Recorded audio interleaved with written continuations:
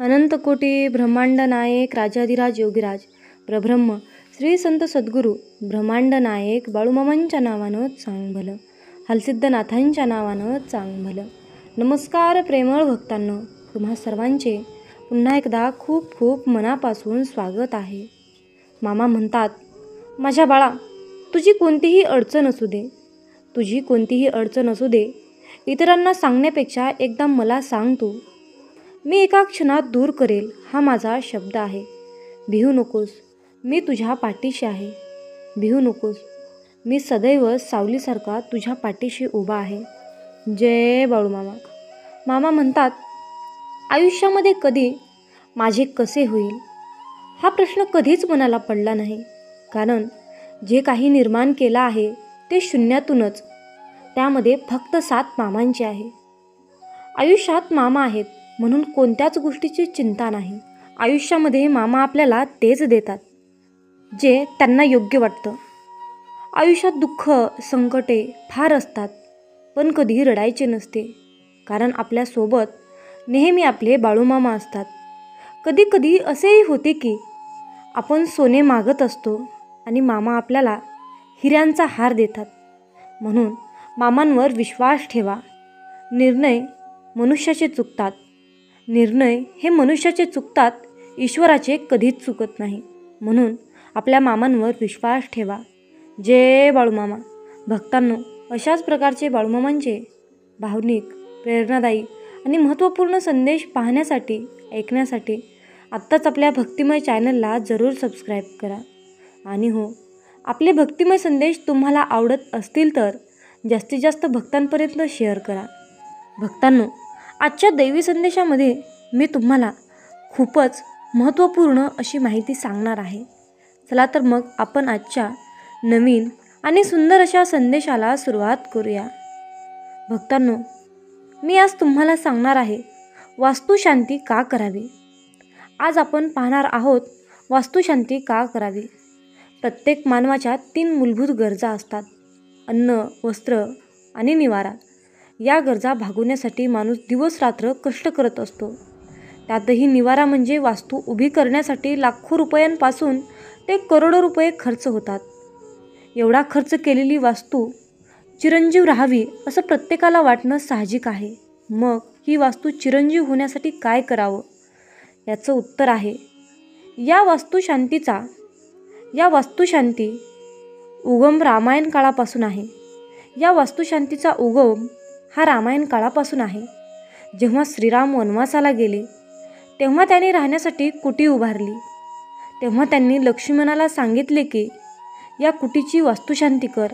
तेव्हा लक्ष्मणाने बाजूच्या नगरामधून ऋषीमुनींना आणून वास्तुशांती केली व नंतरच श्रीराम त्या कुटीत राहायला गेले.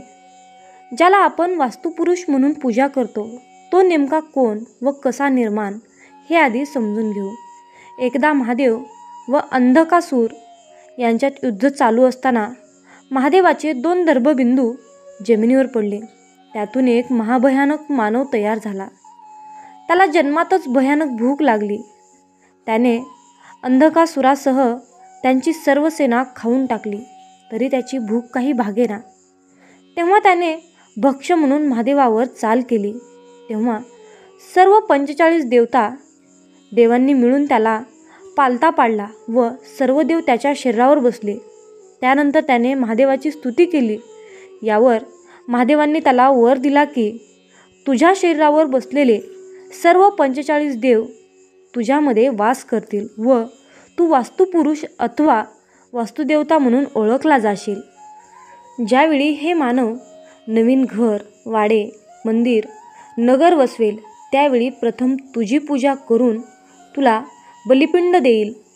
तो खाऊन तू तुझी भूक भागव व त्या वास्तूमध्ये राहणाऱ्या लोकांची भरभराट कर व जे लोक तुझी पूजा करणार नाहीत, तुला बलिपिंड देणार नाहीत, त्यांची वास्तू तू खाऊन टाक. अशा रीतीने वास्तुपुरुष पूजनाची सुरुवात झाली. वास्तुशांती का करायची? वास्तू तयार झाल्यावर त्यातील प्रत्येक अणुरेणूवर केलेली वैदिक प्रक्रिया म्हणजे वास्तुशांती. जेव्हा वास्तू निर्माण क्रिया चालू होते त्यावेळी भूमी खोदली जाते, तुडवली जाते, कापली जाते. त्यावेळी जे दोष निर्माण होतात तसेच हे कार्य करताना अनेक कृमी, कीटक, प्राणी, वनस्पती यांची हत्या होते. या सर्वांचा दोष मला येऊ नये. आला असेल तर तो निघून जावा. शत्रुबुद्धीचा नाश व्हावा. या वास्तूत राहणाऱ्या माझ्या प्रियजनांना धनधान्य, पुत्रपौत्र, दीर्घायुष्य यांचा उत्तम लाभ व्हावा म्हणून वास्तुशांती केली जाते. वास्तुशांती केल्याने वातावरणाची शुद्धी होते व करणाऱ्याच्या मनाची व देहाची शुद्धी होते. म्हणून तुम्हा सर्वांना विनंती आहे, वास्तू निर्माण झाल्यावर इंटिरियरसाठी वा अन्य कारणासाठी जी काही तोडफोड करायची असेल ती वास्तुशांतीच्या अगोदर करून घ्या. वास्तुशांती झाल्यावर असे प्रकार केल्यास वास्तुभंग तयार होतो व लाखो रुपये मोजलेल्या वास्तूत तुम्हाला सुख लाभत नाही. यावर म्हणजे परत वास्तुशांती करावी लागते. भक्तांनो, आजच्या दैवी संदेशामध्ये मी तुम्हाला एक छोटीशी सुंदर अशी कथा सांगणार आहे. तर तुम्हाला ही कथा शेवटपर्यंत ऐकायची आहे. कृपया करून ही कथा शेवटपर्यंत ऐकावी. चला तर मग आपण आपल्या सुंदर अशा कथेला सुरुवात करूया. भक्तांनो, एक पुंडलिक नावाचा तरुण काशीच्या प्रवासाला निघाला होता. तो जंगलातून जात असताना त्याचा रस्ता चुकला. तेव्हा त्याला वाटेवर एक आश्रम दिसलं. ते आश्रम एका कुकुट स्वामींचे होते. आश्रमात पोहोचल्यावर पुंडलिकाने महर्षी कुकुटांना काशीला जाण्याचा मार्ग विचारला. तेव्हा ऋषींनी सांगितले की आजपर्यंत ते कधी काशीला गेले नाही आणि त्यामुळे त्यांना मार्गही माहीत नाही. हे ऐकून पुंडलिक ऋषींची खिल्ली उडत म्हणाला, तुम्ही कसले ऋषी आहात जे स्वतःला ऋषी समजता आणि एकदाही काशीलाही गेले नाही. कुकुट ऋषींची खिल्ली उडवून पुंडलिक पुढच्या प्रवासाला निघाला. पुंडलिक आश्रमापासून थोड्याच अंतरावर गेला असताना त्याला काही स्त्रियांचा आवाज ऐकू आला. आवाज कुठून येत होता हे इकडे तिकडे बघितल्यावर त्याला कळले की आवाज आश्रमातूनच येत आहे. आश्रमात एकही बाई नव्हती. म्हणून तो पुन्हा आश्चर्यचकित होऊन आश्रमाच्या दिशेने निघाला. जेव्हा तो आश्रमात पोहोचला तेव्हा त्याला दिसले की 3 स्त्रिया पाण्याने आश्रमाची स्वच्छता करत आहेत. जेव्हा त्याने त्यांना विचारले तेव्हा त्याला कळले की त्या 3 स्त्रिया आई, गंगा आणि सरस्वती या तिन्ही आहेत. पुंडलिक आश्चर्याने स्तब्ध झाला. काशीचे दर्शन सोडा, ते तेथे जाण्याचा मार्गही माहीत नसणाऱ्या ऋषींच्या आश्रमाचे पावित्र्य हे तिघे कसे राखत आहेत. तेव्हा आई गंगा, आई यमुना आणि आई सरस्वती यांनी त्याला सांगितले की मनात पवित्रता आणि पूज्यता असल्यावर आपण पवित्र स्थळांना भेटी द्याव्यात किंवा कर्मकांड करावेत हे आवश्यक नाही. कुकुट ऋषींनी आपल्या जीवनात पवित्र चित्ताने आपल्या आईवडिलांची सेवा केली. त्यांचे सर्व आयुष्य एकीकडे समर्पित केले आहे आणि म्हणूनच त्यांना मोक्ष मिळू शकेल एवढी योग्यता प्राप्त झाली आहे. पुंडलिक आपल्या वृद्ध आईवडिलांना सोडून काशीसाठी निघाला होता. यामुळे त्याचे डोळे उघडले, कारण त्याने आपल्या आईवडिलांची त्यांना काशीत घेऊन जाण्याची विनंती पूर्ण केली नव्हती आणि स्वतः मोक्षासाठी भटकत होता. तो घरी आपल्या आईवडिलांकडे परतला आणि त्याने त्यांच्या पालकांना काशीत आणले. या घटनेनंतर पुंडलिकच आयुष्याचं बदलून गेलं. आता त्याचा जीव आईवडिलांच्या सेवेत जात असे. पुंडलिकाची मातृपितृ भक्ती इतकी अमर्याद होती की एकदा भगवान श्रीकृष्णालाही पुंडलिकाच्या घरी जाण्याचा मोह झाला. भगवान श्रीकृष्ण पुंडलिकाच्या घरी पोहोचले तेव्हा पुंडलिक आपल्या आईवडिलांची सेवा करत होता. देव आपल्या घरी पाहुणे म्हणून आलेला पाहून त्याला खूप आनंद झाला, पण त्याने मन जराही विचलित केले नाही. त्याने आपल्या जवळ पडलेली एक वीट देवाला उभं राहण्यासाठी दिली आणि तो आपल्या आईवडिलांच्या सेवेत लीन झाला. आईवडिलांची सेवा केल्यानंतर पुंडलिक भगवान श्रीकृष्णासमोर गेला आणि त्यांच्याकडे क्षमा मागितली. त्यांची मातृपितृ भक्ती पाहून भगवान श्रीकृष्ण खूप प्रसन्न झाले आणि त्यांनी पुंडलिकाला वरदान मागायला सांगितले. पुंडलिक म्हणाला, देव स्वतः माझी प्रतीक्षा करतात तेव्हा मी आणखी काय मागू. पण भगवान श्रीकृष्णांनी आग्रह केला तेव्हा पुंडलिक म्हणाली की तुम्ही पृथ्वीवर राहा आणि भक्तांची काळजी घ्या.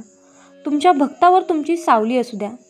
तेव्हापासून भगवान श्रीकृष्ण तेथे निवास करण्यास राजी झाले आणि ती जागा म्हणजे तीर्थक्षेत्र पंढरपूर. आपण विठोबा म्हणून ओळखले जाऊ असे त्यांनी सांगितले. विठोबाचा अर्थ विठेवरी उभा देव असाही आहे. पंढरपुरात असलेली विठ्ठलाची मूर्ती स्वयंभू आहे. ती कोणत्याही शिल्पकाराने कोरलेली नसून ती अस्तित्वातच आहे, त्याच्या आकारात आली आहे. मामा म्हणतात, माझ्या बाळा, आयुष्यात आपला कोणीही आणि कितीही तिरस्कार केला तरी आपण आपला प्रामाणिकपणा व उत्तम विचार कधीच सोडू नये. कारण चुलीतून निघणारा धूर एखाद्या भिंतीला काळं करू शकतो, पण आकाशाला काळे करण्याचे सामर्थ्य त्या धुरामध्ये कधीही नसतं. अरे बाळा, भूक भागवणारी माती आणि चूक पदरात घेणारी नाती यांच्याशी कधीही गद्दारी करू नका. भक्तांनो, रामपूर नावाच्या एका गावात किशोर नावाचा एक मुलगा त्याच्या आईसोबत राहत होता. त्याची आई लोकांच्या शेतावर मूलमजुरीची कामे करत असे, परंतु त्याच्या कामातून किशोर आणि त्याच्या आईचा उदरनिर्वाह नीट होत असे. घरची परिस्थिती अत्यंत गरिबीची असल्यामुळे किशोरला शाळेची फीस भरण्यासाठी पैसे नव्हते, परंतु त्याला शिक्षणाची खूपच आवड होती. आपले शिक्षण अर्धवट राहू नये अशी त्याची मनापासून इच्छा होती. घरच्या आर्थिक परिस्थिती समजून घेतल्याने त्याला शाळेचा खर्च अशक्य वाटू लागल्यामुळे त्याने आपल्या आईला आर्थिक हातभार लावण्याचे ठरवले. किशोर हा खूपच हुशार आणि प्रामाणिक मुलगा होता. घरच्या आर्थिक परिस्थितीची त्याला पूर्णपणे कल्पना होती व शाळाही अर्धवट सोडायची नव्हती, म्हणून तो शाळेच्या वेळेच्या आधी सकाळी लवकर उठून पेपर टाकण्याचे काम करू लागला. या कामामुळे मिळालेल्या पगारातून त्याला शाळेची फी भरण्यासाठी थोडी मदत होऊ लागली. एके दिवशी किशोर असाच त्याचे पेपर वाटण्याचे काम करीत असतानाच वाटेत त्याला एक पैशाचे पाकिट पडलेले दिसले. ते पैशाचे पाकिट उचलल्यावर ते खूप भरलेले हे त्याच्या लक्षात आले. त्याचवेळी तो एका क्षणाचाही विलंब न करता काही अंतरावर असलेल्या पोलीस स्टेशनमध्ये जाऊन त्याने ते पैशाने भरलेले पाकिट तेथील पोलिसांच्या स्वाधीन केले. पोलिसांनी ते पाकिट तपासल्यावर त्यामध्ये त्याच्या मालकाचे ओळखपत्र सापडले व त्याला पोलिसांनी बोलावून घेतले आणि त्याचे पाकिट त्याच्या स्वाधीन केले. आपले हरवलेले पाकिट पुन्हा सापडलेले पाहून तो मनुष्य फारच आनंदी झाला. पोलिसांनी त्याला त्याचे हरवलेले पाकिट किशोरने कसे परत मिळवून दिले याची पूर्ण हकीकत सांगितली. त्यानंतर त्या माणसाने किशोरच्या प्रामाणिकपणाचे खूप कौतुक करून त्याचे आभारही मानले व त्याचबरोबर त्याने किशोरला बक्षीसही दिले. किशोरला मिळालेले हे बक्षीस म्हणजेच त्याच्या प्रामाणिकपणाचे फळ होते. किशोरने केलेली ही कामगिरी ऐकल्यावर त्याची आई आणि शाळेतील शिक्षकही खूप खुश झाले. बोला जय बाळूमामा. छोट्या छोट्या तक्रारी करणे सोडा. आयुष्यामध्ये तुम्हाला जर नेहमी आनंदी आणि समाधानी होऊन यशस्वी व्हायचं असेल, तर तुमचे जीवन योग्यरित्या हँडल करायचं असेल तर छोट्या छोट्या तक्रारी करणे पहिल्यांदा सोडून द्या. प्रत्येक व्यक्तीविषयी मनामध्ये एखादी तक्रार ठेवणे, प्रत्येकाविषयी काही ना काहीतरी गराने करणे सोडून द्या. प्रत्येकाला आपण कसे बरोबर आहोत, समोरचा कसा चुकीचा आहे, प्रत्येक छोट्या छोट्या गोष्टीला समोरच्याला उत्तर देणे, या गोष्टींमध्ये आपण स्वतःची एनर्जी वाया घालवत असतो. या गोष्टींनी कोणताच फायदा होत नाही.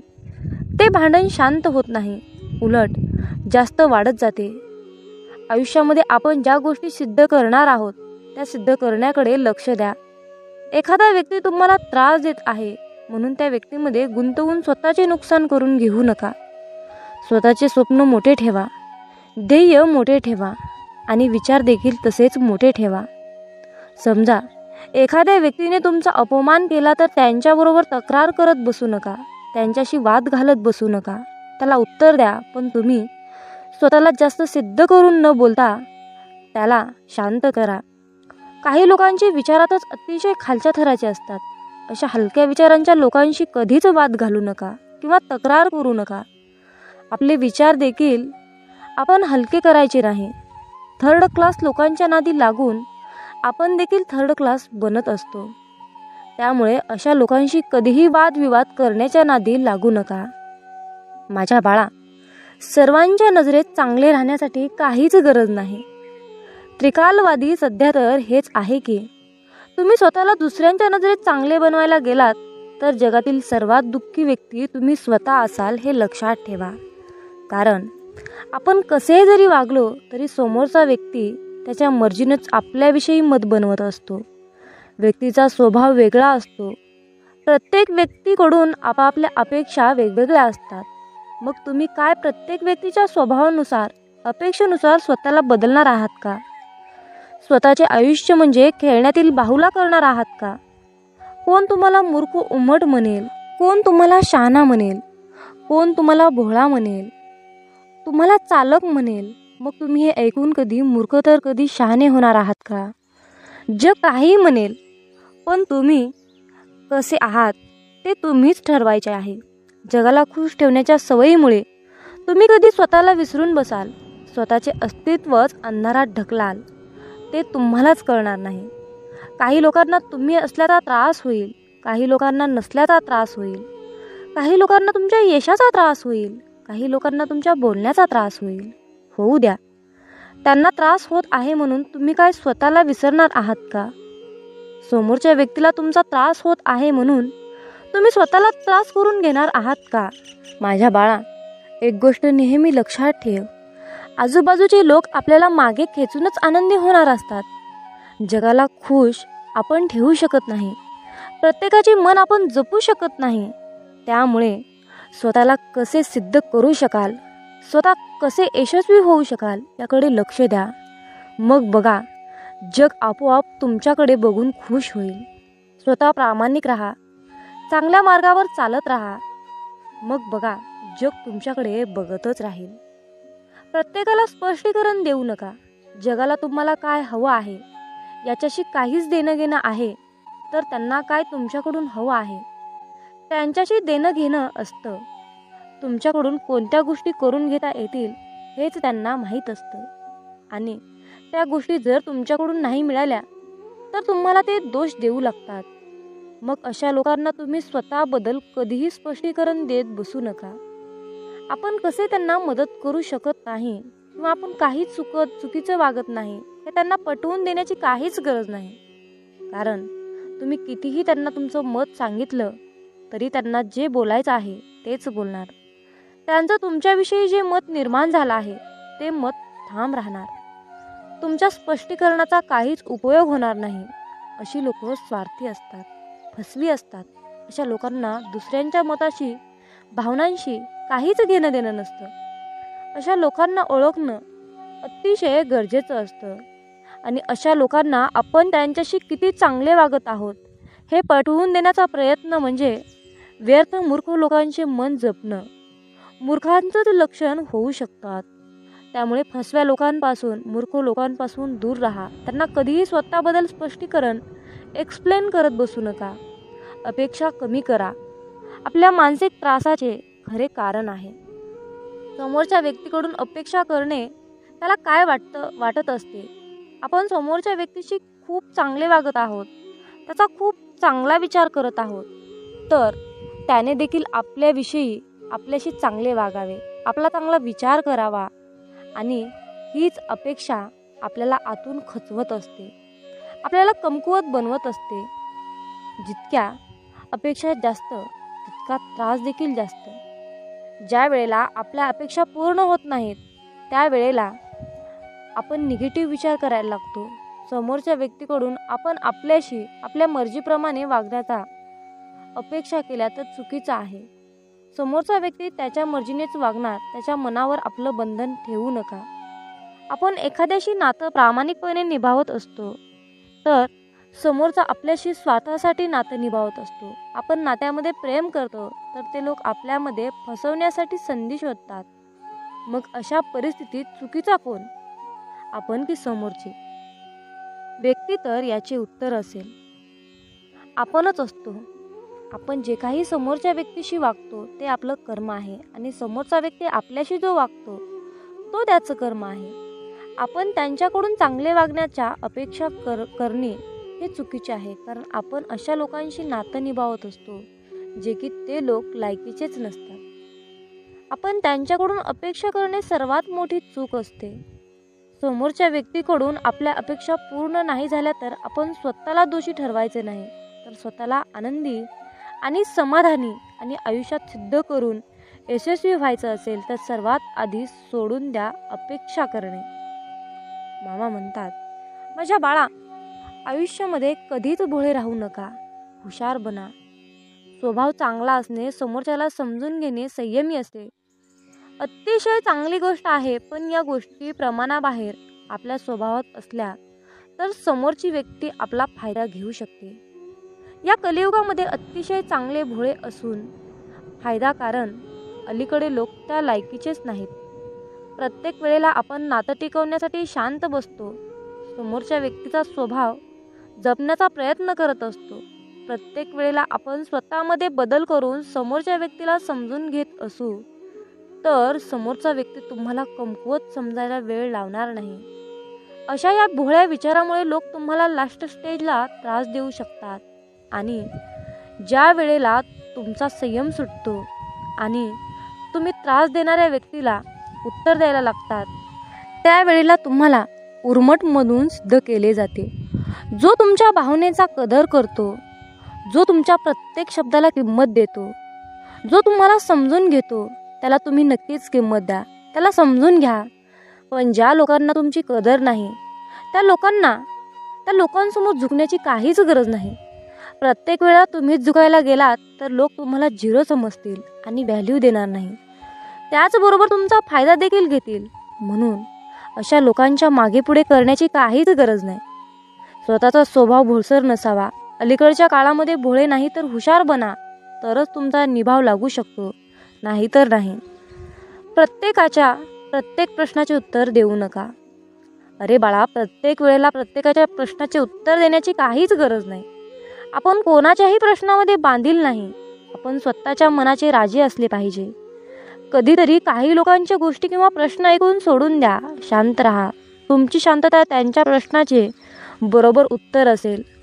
काही लोक तुमच्या प्रत्येक गोष्टींवर प्रश्न निर्माण करतील. तुमच्या कामावर, तुमच्या बोलण्यावर, वागण्यावर, तुमच्या स्वप्नांवर, प्रत्येक गोष्टींवर प्रश्न तयार करतील आणि तुम्हाला कोड्यात टाकतील. म्हणून तुम्ही काय स्वतःला सिद्ध करण्यासाठी त्यांच्या प्रत्येक प्रश्नाचे उत्तर देत बसाल का? हा जर काही चांगले प्रश्नाचे उत्तर देत बसला तर त्याचे प्रश्न कधीही संपणार नाहीत. उलट तुमची एनर्जी वाया जाईल, वेळ वाया जाईल. तुमचा ब्रेन काम करण्यालायक राहणार नाही. तुमचे मन अस्वस्थ होईल. अशा व्यक्तींच्या निगेटिव्ह प्रश्नामुळे तुम्ही निगेटिव्ह विचार करायला लागाल. स्वतःला कमी समजायला लागाल. आयुष्याच्या प्रत्येक वळणावर वेगवेगळ्या स्वभावाचे लोक भेटतील. तर काही तुम्हाला त्रास देणारे असतील, तुम्हाला काही मागे खेचणारे असतील, काही तुमचा अपमान करतील. पण अशा लोकांना हँडल कसे करायचे ते शिका. त्यांच्या कोणत्याही गोष्टीला लगेच रिॲक्ट करू नका. शांत राहा. कारण तिरस्काराने भरलेल्या प्रश्नाचे उत्तर तुम्ही तिरस्कारानेच दिलं तर तुमच्यातच फरक काय? प्रत्येकाला उत्तर देत बसण्यापेक्षा स्वतःला काही सिद्ध करायचं असेल याकडे लक्ष द्या. तुम्हाला शांततेत यशस्वी झालेले पाहून प्रश्न विचारणाऱ्या लोकांना आपोआप उत्तर मिळेल.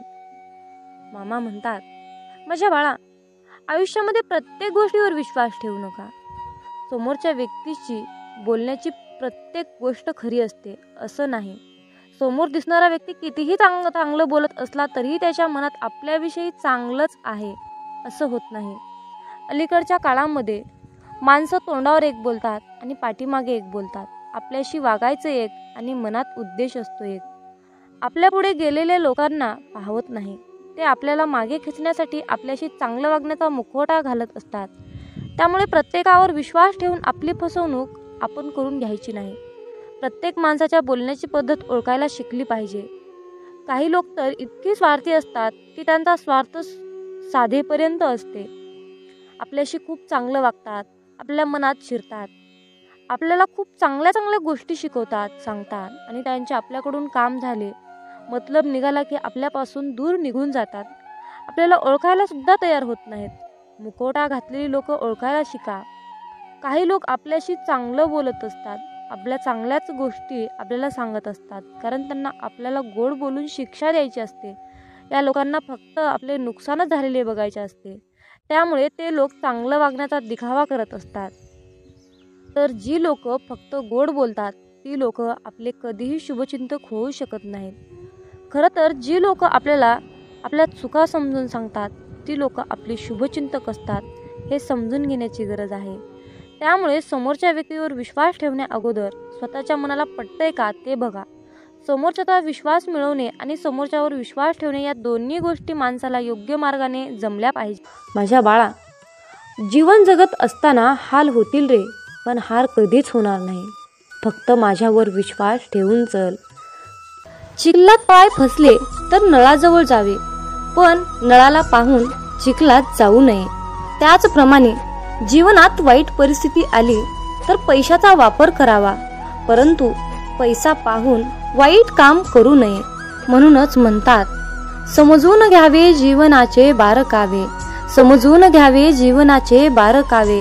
अंधार तिथे दीप पाजळावे, अंधार तिथे दीप पाजळावे. मित्रांनो या आयुष्याकडे बारकाईने लक्षपूर्वक पहा. जिथे अंधार दिसेल तिथे दिवा लावण्याचा प्रयत्न करा. तुमच्या सुद्धा आयुष्यामध्ये मामा नक्कीच प्रकाश टाकतील, यात काही शंकाच नाही. अरे बाळा, आमची साथ मिळवण्यासाठी तुझं अंतर्मन शुद्ध आणि निर्मळ ठेव. मग तुझ्याकडे कोणी वाईट नजर टाकेल, तुला त्रास देण्याचा प्रयत्न करेल, त्यास आम्ही पाहून घेऊ. बाळूमामांचा हा आशीर्वाद प्राप्त करण्यासाठी आत्ताच आपला हा संदेश शेअर करा आणि बाळूमामा माझा तुमच्यावर पूर्णपणे विश्वास आहे असे टाईप करा. जीवनात तुम्ही स्वतःला जितकं सुखी समजाल तितकंच सुखी राहाल. आपल्याविषयी वाईट बोलणारे बरेच लोक असतात, पण त्यांच्याकडे लक्ष द्याल तर विखुरले जाल. मन शांत ठेवून पुढे जाल तर जीवनात नक्कीच यशस्वी व्हाल.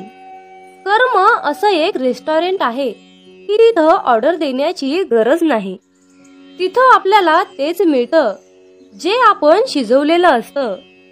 जीवनात एखाद्याला सोडून जाताना मागे फिरून पाहावंसं वाटलं तर पुढे जाऊच नये. प्रत्येक वस्तूची किंमत वेळ आल्यावरच होत असते, कारण वातावरणात फुकट मिळणारा ऑक्सिजन हा दवाखान्यात खूप महाग विकला जातो. दुसऱ्यापेक्षा आपल्याला यश उशिरा मिळत असेल तर निराश होऊ नका. हा विचार करा की घरापेक्षा राजवाडा तयार व्हायला जास्त वेळ लागतो. दगडामध्ये एक कमतरता आहे की तो कधीच वितळत नाही, पण एक चांगुलपणा आहे की तो कधीच बदलत नाही. जीवनात एका ठराविक वयानंतर आपल्याला पेन्सिलच्या ऐवजी पेन दिले गेले. त्याचं कारण हेच आहे की हे आपल्या लक्षात आले पाहिजे. जसं जसं आपण मोठे होत जातो तसं तसं आपल्या चुका खोडल्या जात नाहीत. तुम्ही सहमत असाल तर आत्ताच आपल्या व्हिडिओला लाईक करा आणि चॅनलला सबस्क्राईब करा. तुमच्यासाठी नशिबाचे योग्य ते द्वार उघडले जाईल. वाक्य छोटं आहे पण तितकंच खरं आहे. जग धोका देऊन हुशार झालं आणि आपण विश्वास ठेवून मूर्ख झालो. जीवनात काही जखमा अशा असतात की त्या दिसत नाहीत, कोणाला दाखवताही येत नाहीत, पण त्या सतत टोचत राहतात. जीवनात समोरच्याला माफ करता येतं, त्याचे अपराध विसरता येतात, पण त्यांच्यात पुन्हा एकदा मन गुंतवून राहता येत नाही. स्वतःचं मन शांत करता आलं की सगळे गोंधळ आपोआप शांत होतात. मामा म्हणतात, माझ्या बाळा, एक गोष्ट नेहमी लक्षात ठेव, अपेक्षा हीच दुःखाचं सर्वात मोठं कारण आहे. जीवनात मानवी स्वभाव ओळखणं खूप अवघड आहे, कारण माणूस हा वेळेनुसार बदलतो.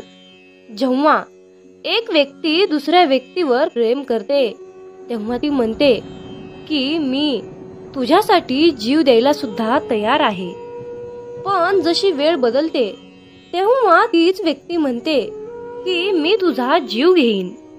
त्यामुळे लक्षात ठेवा की सर्व काही बदलणार आहे आणि बदल ही एक शाश्वत गोष्ट आहे. मामा सांगतात, जीवनात ज्या ठिकाणी आपल्याला सर्वात शेवटी आमंत्रित केलं जातं त्या ठिकाणी कधीच जायचं नाही, कारण तुम्हाला तिथे बोलवण्याची कुणाचीच इच्छा नसते. त्यांनी तुम्हाला केवळ उपचार म्हणून बोलाविलं असतं. अशा ठिकाणी जाऊन स्वतःचं महत्त्व कमी करून घेऊ नका. जोपर्यंत एखादी गोष्ट स्वतःहून कोणीच आपल्याला सांगत नाही तोपर्यंत ती गोष्ट विचारू नका.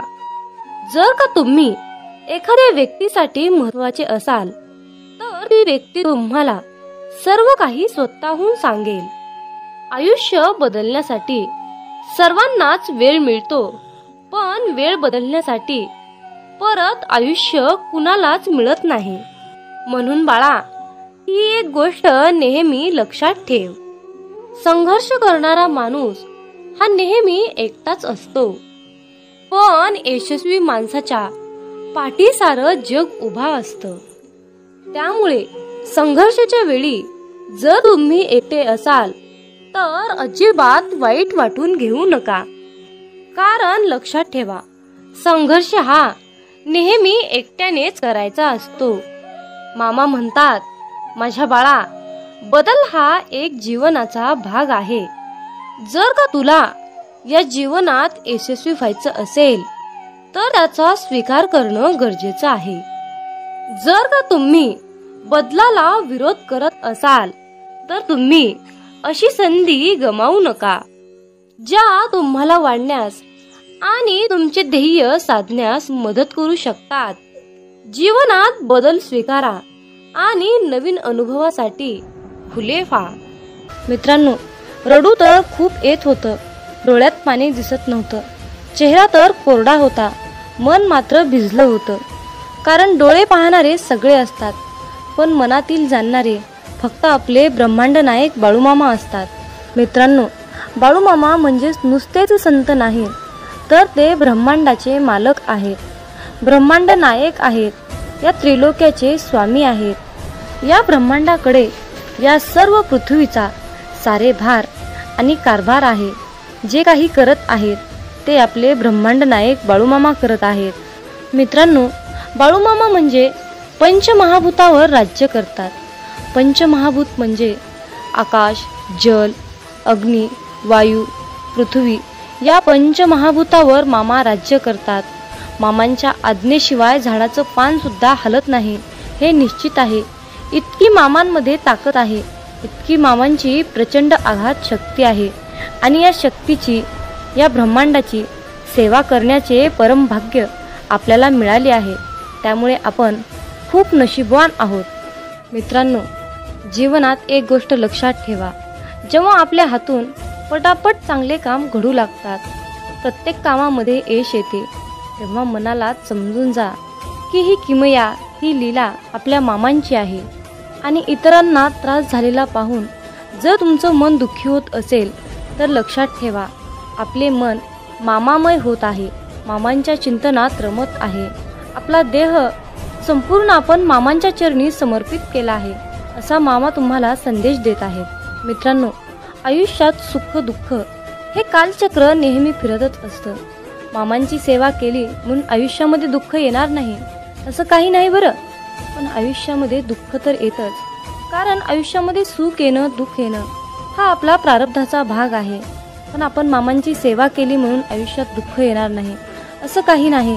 तर मामांना साकडं घालत असताना मामांना असं साकडं घाला की बाळू मामा, या संकटातून बाहेर पडण्यासाठी मला शक्ती द्या, बळ द्या, आणि तुमचा आशीर्वादाचा हात सदैव माझ्या डोक्यावर राहू द्या. मी कसल्याही कितीही मोठ्या संकटातून सहजपणे बाहेर पडेन असा तुम्ही मामांनाच विश्वास दाखवा. कारण फक्त मित्रांनो, भोग हा भोगूनच संपवावा लागतो आणि तो आपलं प्रारब्ध आहे हे लक्षात ठेवा. आणि सर्वात महत्त्वाची गोष्ट म्हणजे तुमच्या आयुष्यामध्ये सुख आलं म्हणून मामांना विसरून जाऊ नका, आणि दुःख आलं म्हणून निराश होऊ नका. आयुष्यामध्ये दुःख आलं तर पदोपदी मामांना साकडं घाला, पदोपदी मामांना हाक मारा. मामा सदैव तुमच्यासाठी कसल्याही वेळी कितीही संकटाच्या काळी मामा तुमच्यासोबत आल्याशिवाय राहणार नाहीत हे लक्षात ठेवा आणि मामांवर तितकाच अटळ विश्वास ठेवा. मामा म्हणतात, माझ्या बाळा लक्षात ठेव, तू चांगलं काम करताना मी तुझ्या सोबत आहे आणि तू वाईट काम करताना मी तुला पाहत आहे. तुम्हाला ही प्रचिती तेव्हाच मिळेल जेव्हा तुम्ही मामांचे नामस्मरण कराल. आयुष्यात एकदा इतका मोठा पाऊस पडावा की माणसातील इगो अहंकार पूर्णपणे वाहून जावा. आयुष्यात एकदा इतकं कडक ऊन पडावं की जवळच्या सावलीचं महत्त्व कळावं आणि ते महत्त्व कळाल्यावर आपल्या जीवनाचं महत्त्व कळावं.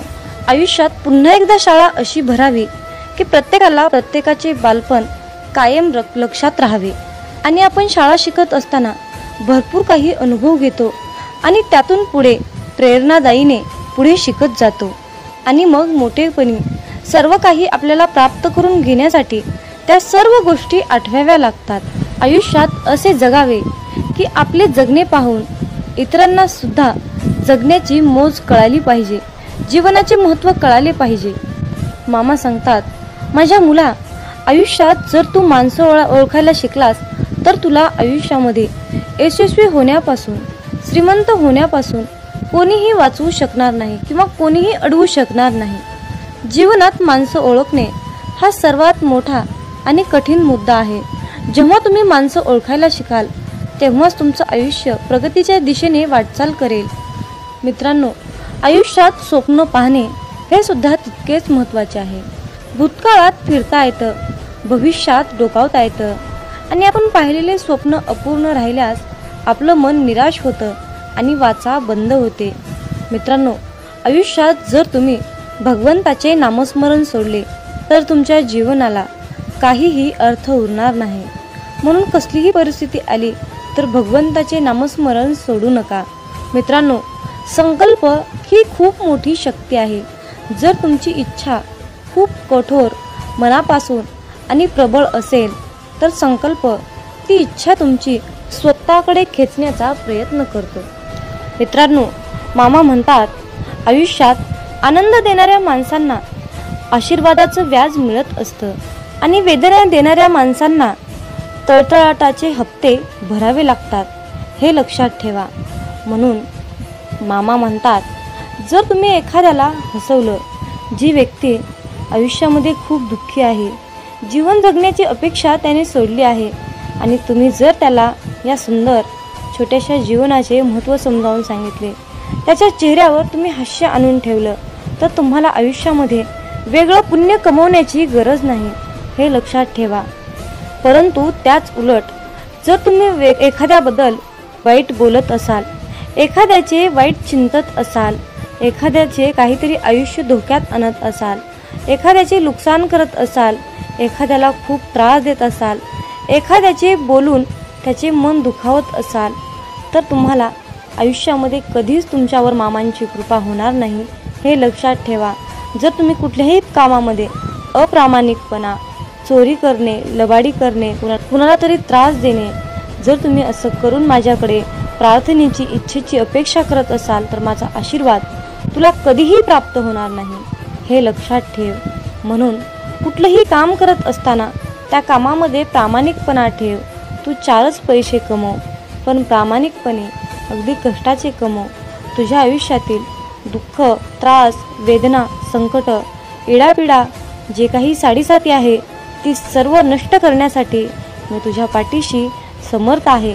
फक्त तू इतरांचे हितचिंतक, इतरांचे जनकल्याण करण्याचा संकल्प माझ्यासमोर घे. आयुष्यात मी तुला कशाचीही कमी पडू देणार नाही. मामा म्हणतात, माझ्या मुला, जर मी तुला एका गरीब व्यक्तीमध्ये, मुक्या प्राण्यामध्ये दिसलो नाही तर मुला मी तुला आयुष्यात कधीच दिसणार नाही रे. पण जर मी तुला मुक्या प्राण्यात दिसलो, गरिबात दिसलो, वृद्ध व्यक्तीमध्ये दिसलो, निराश व्यक्तीमध्ये मी तुला दिसलो तर माझा आशीर्वाद सदैव तुझ्या पाठीशी राहील रे मुला. म्हणून तर जीवन जगत असताना मुक्या प्राण्यांच्या भावना कळायला पाहिजेत. वृद्ध व्यक्तींना मदत केली पाहिजे, तानेला भुकेला ओळखता आला पाहिजे, गोरगरिबांना दान केले पाहिजे. जर तुम्ही असे कराल तर बाळूमामांचा आशीर्वाद सदैव तुमच्या पाठीशी राहील आणि त्याचबरोबर मामांकडे प्रार्थना करत असताना अगदी सर्वांसाठीच प्रार्थना करा. मामांना म्हणा की हे ब्रह्मांड नायक बाळूमामा, आधी सर्वांचं कल्याण करा, सर्वांचं चांगलं करा, सर्वांच्या इच्छा पूर्ण करा आणि मग शेवटी सर्व सुखी असल्यानंतर माझ्या इच्छा पूर्ण करा. आयुष्यात यशस्वी होण्यासाठी मला तुम्ही मार्गदर्शन द्या, योग्य मार्गावर जाण्यासाठी मला तुम्ही सद्बुद्धी द्या. अशा प्रकारे बाळूमामांना तुम्हाला प्रार्थना करायची आहे. आणि जर तुम्ही बाळूमामाकडे प्रार्थना केली की बाळूमामा माझंच कल्याण करा, माझ्याच इच्छा पूर्ण करा, माझंच सर्व काही व्यवस्थित राहू द्या असं म्हणाल तर तुमच्या इच्छा कधीच यशस्वी होणार नाहीत आणि आयुष्यात तुम्ही कधीही श्रीमंत बनणार नाही. हे लक्षात ठेवा. हा बाळूमामांच्या सेवेचा, हा ब्रह्मांडाचा नियम आहे.